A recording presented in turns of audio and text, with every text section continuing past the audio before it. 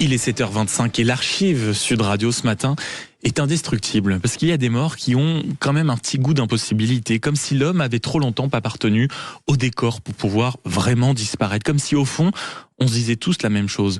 Chuck Norris quand même.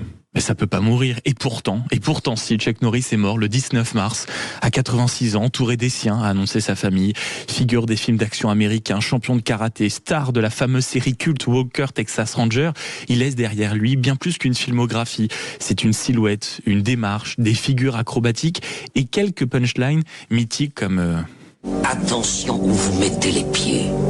Je mets les pieds où je veux, Little John. Et c'est souvent dans la gueule. Et puis pour beaucoup, Chuck Norris, c'est d'abord le dimanche après-midi.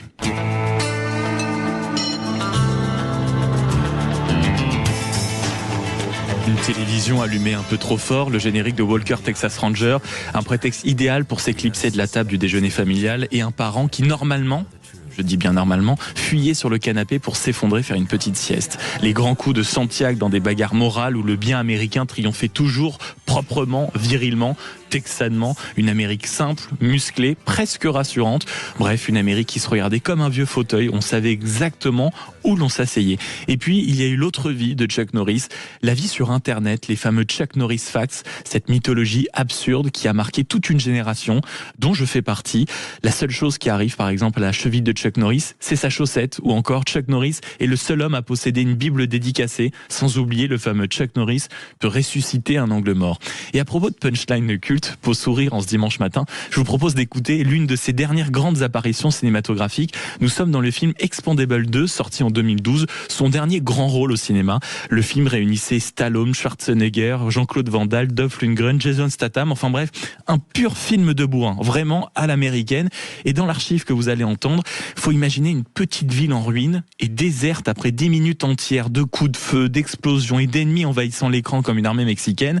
Et là, faut imaginer la bande de Stallone prise au piège par ces quelques mercenaires et soudain, comme chaque film américain qui se mérite, un miracle surgit, plusieurs coups de feu venant de je ne sais où éliminent brutalement tous les méchants venus ruiner le plan initial de nos amis bourrins.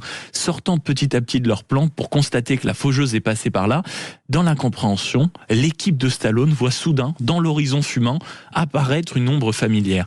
Chuck Norris arrive comme une apparition pour livrer quelques lignes inoubliables en lien avec la mort d'un cobra. Tout Chuck Norris est là, le sérieux et l'absurde, c'est dans Expendables 2.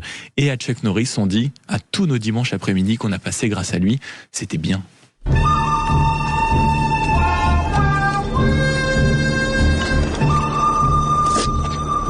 Ne flippez pas. Le monde est petit, hein, Barney? Booker? On m'avait dit que t'étais mort. Oui, c'est ce que j'ai entendu. Bon alors, comment ça va? J'ai été mieux. C'est toi qui les as tous tués? Je bosse en solo, je croyais que tu le savais. On me l'avait dit, mais j'y croyais pas. Maintenant, t'y crois? C'est ton équipe? Oui.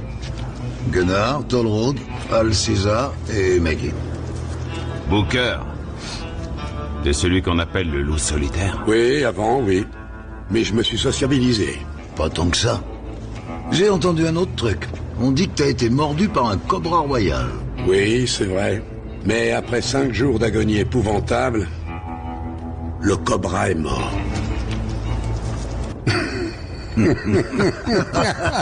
Booker, ça me fait plaisir de te voir.